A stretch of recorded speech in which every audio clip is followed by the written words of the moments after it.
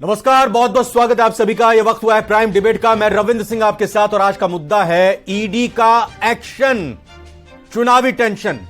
जी हां, विधानसभा चुनाव से ठीक पहले ईडी के छापों ने सियासी तूफान ला दिया। कार्रवाई हुई है, उस पर करते हैं एक छोटी सी रिपोर्ट, पहले आपको दिखा देते हैं और फिर चर्चा की शुरुआत अपने मेहमानों से करेंगे।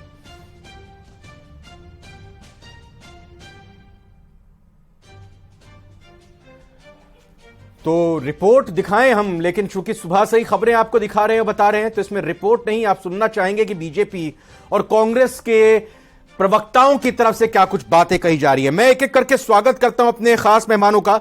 मेरे साथ अमित गोयल जी हैं, बीजेपी प्रवक्ता। बहुत बहुत स्वागत है अमित गोयल जी।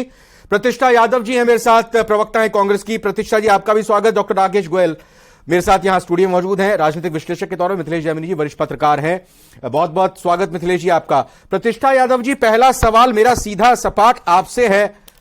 ये चुनाव आते हैं, जहां जहां वहां ईडी आ जाती है, वहां ईडी पहुंच जाती है। भाई, ईडी अपना काम करेगी, निर्वाचन आयोग अपना काम करेगा, कांग्रेस पार्टी बीजेपी अपना काम करेगी, हम अपना काम कर रहे हैं। सवाल पूछ रहे हैं आपसे, ऐसा क्यों कह रही हैं आप?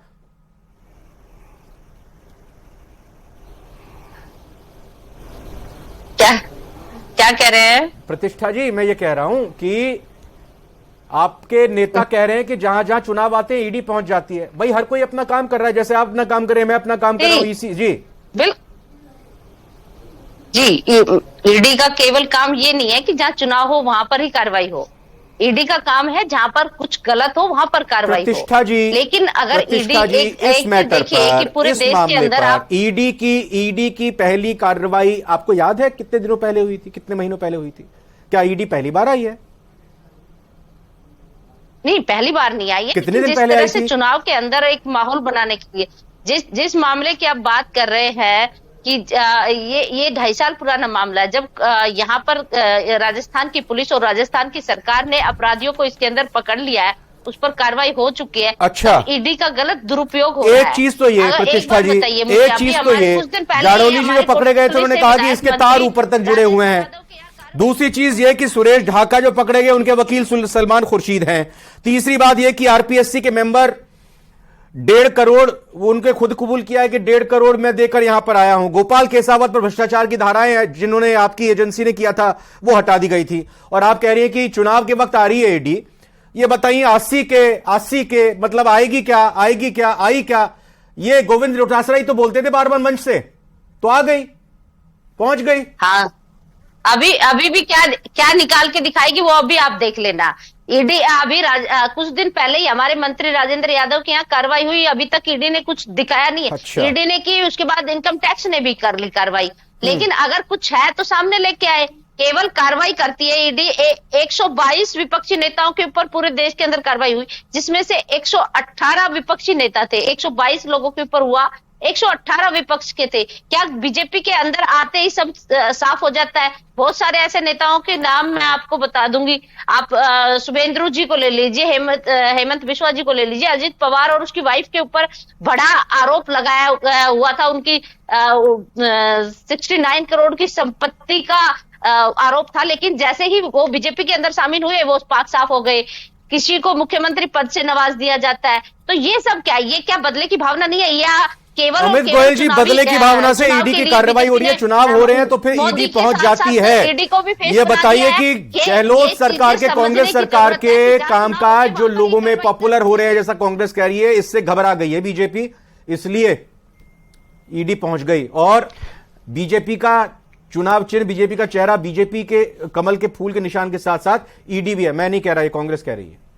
अमित जी देखिए रविंद्र भाई, मुझे बताइए, क्या राजस्थान के किसान को, राजस्थान के मजदूर को, राजस्थान के एक पटरी रेडी लगाने वाले को, एक 5-10 हजार रुपए की नौकरी करने वाले को ये सपना देखने का अधिकार नहीं है कि उसका बच्चा पढ़ लिख कर को बड़ा अफसर बनेगा, कि बड़ी नौकरी करेगा, परिवार की आर्थिक दशा को सुधारेगा? क्या उसको अगर ये सपना नहीं देखने का अधिकार नहीं है कि हम भी एक समाज में प्रतिष्ठित अच्छा जीवन जिएंगे? अरे आप ये बताइए, अगर उसको सपना देखने का अधिकार है तो राजस्थान के 70 लाख युवाओं को, बच्चों को रोजगार देने की जो उम्मीद थी उनकी, एग्जाम के माध्यम से पढ़ेंगे, लिखेंगे, आगे बढ़ेंगे।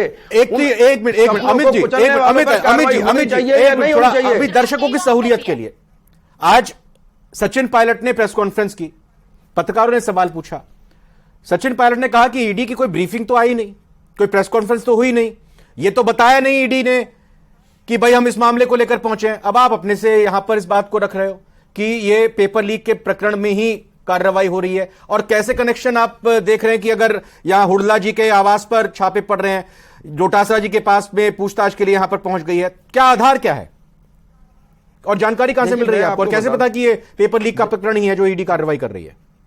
देखिए, ये सबको पता है कि जब डीपी जारौली पकड़े गए या बाबूलाल कटारा पकड़े गए, उन्होंने बताया कि इसके तार ऊपर तक जुड़े हुए हैं। आप खुद ये देखिए कि डोटासरा जी ये वही नेता है कांग्रेस के जब शिक्षा मंत्री थे, और मुख्यमंत्री जी के साथ में एक शिक्षक सम्मान समारोह था जिन शिक्षकों ने अच्छा काम किया है। मुख्यमंत्री जी ने उस समय के शिक्षा मंत्री डोटासरा जी के सामने शिक्षकों से पूछा कि अरे भैया तुम्हें तबादलों में वो बात अलग है, वो बात अलग है, जो आप पेपर लीक की बात कर रहे हैं वो बात अलग है। उसको आप थोड़ा बताइए ना कि कहां से प्रूफ मिले हैं, क्या प्रूफ मिले हैं आपको? ऐसा लग रहा है कि तार जुड़े हैं पेपर लीक के। उसी बात पे आ रहा हूं।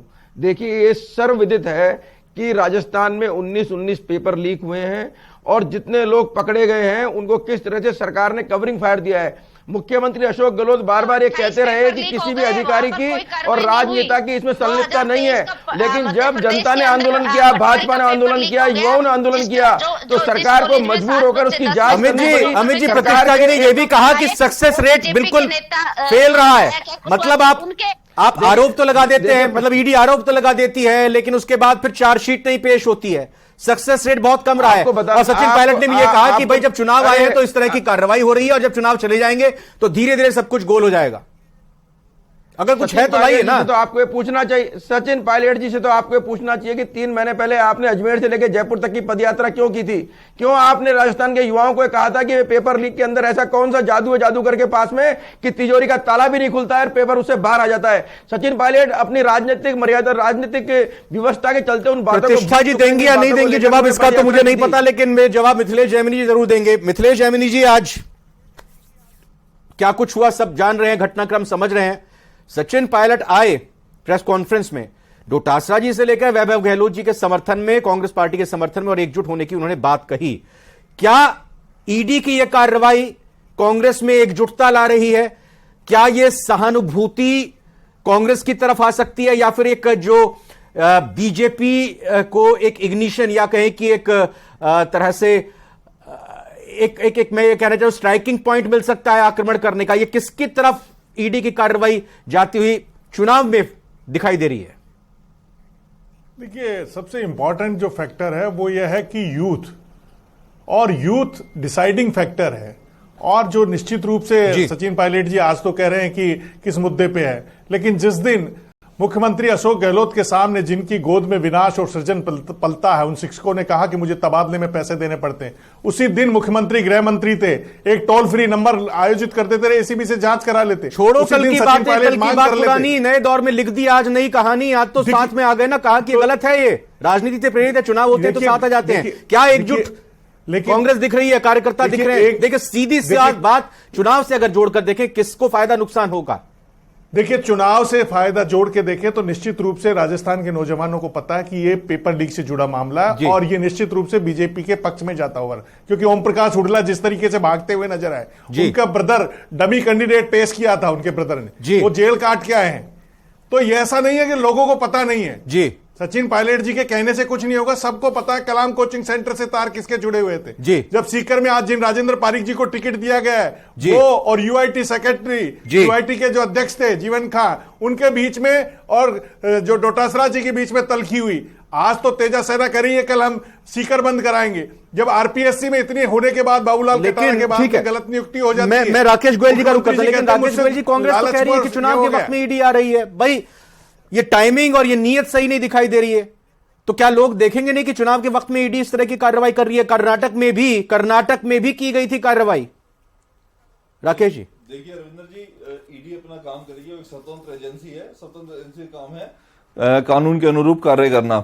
और देश के जिन लोगों ने ये राजस्थान का नाम खराब किया है, जिन लोगों ने लाखों बच्चों का भविष्य खराब करने का काम किया है, जिन्होंने कलाम साहब के नाम पर एक संस्था चलाई और इस तरीके का कार्य को अंजाम दिया, कृत्य को अंजाम दिया और उस नाम को बदनाम किया, उनके खिलाफ दूध का दूध और पानी का पानी करने के लिए ईडी काम कर रही है। दिन रात काम किया जा रहा है और मुझे पूरा विश्वास है किसी का नाइंसाफी नहीं हुई, कोई गलत आदमी को इसमें पार्टी नहीं बनाया जाएगा।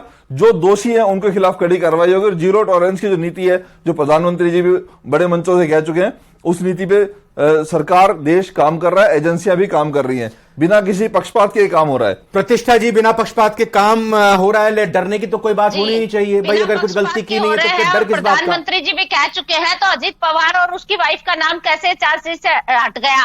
आप इसका जवाब दे दीजिए देश को। गुजरात के अंदर 28 पेपर लीक हो जाते हैं, किसी पर कार्रवाई की?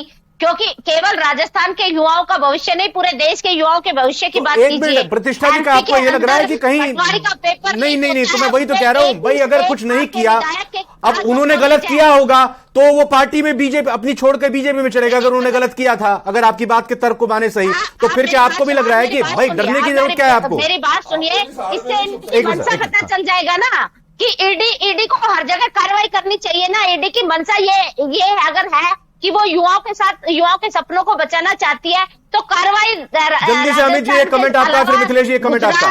अमित जी, उत्तर प्रदेश, साफ सुथरी बात कहना चाहता हूं। प्रतिष्ठा जी रटे रटाए आरोप लगा रही है। ईडी ने जो भी व्यक्ति अगर किसी दूसरी पार्टी में था और उस पर ईडी की अगर कार्रवाई चल रही थी, जांच चल रही थी, तो किसी की जांच को विड्रॉ नहीं किया, पहली बात। दूसरी बात, राजस्थान के अलावा उत्तर प्रदेश में राजस्थान से पहले वहां कानून बना हुआ एनएसए लगाया गया है कि जो लोग पेपर लीक में शामिल होंगे उनमें एनएसए लगेगा।